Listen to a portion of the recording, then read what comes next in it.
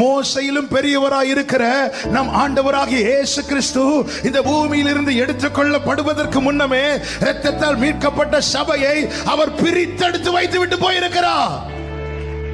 சபை உலகத்துக்குள்ளும் போகக்கூடாது, உலகம் சபைக்குள்ளும் வரக்கூடாது.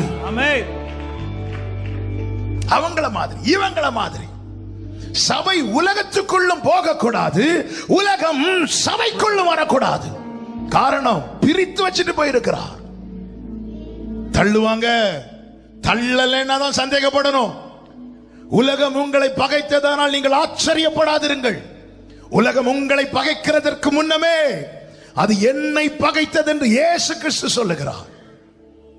எத்தனை நிந்தைகள், எத்தனை அவமானங்கள், எத்தனை பரியாசங்கள், அத்தனையும் சகித்து நம்முடைய முற்பிதாக்கள் விசுவாசத்திலும் தேவனுடைய சத்திய